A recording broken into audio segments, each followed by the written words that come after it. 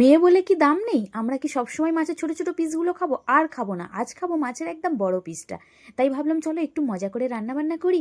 তো কি করেছি দেখো, নিয়েছি বড় পিসটা, খুব ভালো করে জল দিয়ে ধুয়ে নিয়েছি, নিয়েছি হলুদ গুঁড়ো, লঙ্কার গুঁড়ো, জিরে গুঁড়ো, ধনে গুঁড়ো পরিমাণ মতো, আর নুন দিয়ে ভালো করে মেখে নিচ্ছি। মানে যে বলতে পারো ম্যারিনেট করে রেখে দেবো 2 থেকে 4 মিনিট। দেওয়ার পর আমি একটা পেস্ট বানিয়ে নেবো। নিয়েছি দেখো ধনে পাতা, পুদিনা পাতা, কাঁচা লঙ্কা, আর টমেটো, রসুন আর একটু পেঁয়াজ, সবগুলো উপকরণ একসঙ্গে একটা সুন্দর ফাইন পেস্ট বানিয়ে নেব। দেন চলো ওভেনের মধ্যে একটা কড়াই বসিয়ে তাতে তেল দিয়ে দিলাম মাছের সেই বড় পিসটা, যেটা আমিই খাবো, কাউকে দেবো না। একদম ফাইনালি সিদ্ধান্ত নিয়েছি জানো, সবসময় কেন ছোট ছোট খাবো বলো তো, সেটা কি ভালো লাগে?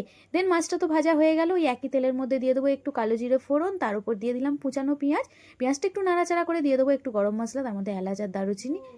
মশলার মধ্যে দিয়ে দিলাম লঙ্কা গুঁড়ো, হলুদ গুঁড়ো, জিরে গুঁড়ো, দিয়ে একটু নাড়াচাড়া করে নিয়ে দিয়ে দিলাম যে পেস্ট করে রেখেছিলাম গ্রিন পেস্ট, সেটা দিয়ে দিলাম। স্বাদ মতো একটু চিনি, সামান্য নুন দিয়ে যখন দেখবে ঘোষ ফুটে উঠেছে, তখন একটা কাঁচা লঙ্কা আর ওই যে মাছের বড় পিসটা, যেটা বলেছিলাম আমিই খাবো, হ্যাঁ সেটাই দিয়ে ভালো করে কিছুক্ষণ ফুটিয়ে নিলে এই যে মাখো মাখো ব্যাপারটা আসলে নামিয়ে নেবে। দেখেছো কত সুন্দর দেখতে হয়েছে, ভীষণ টেস্টি হয়েছে। চাইলে তুমিও একবার ট্রাই করে আমাকে কমেন্ট করো।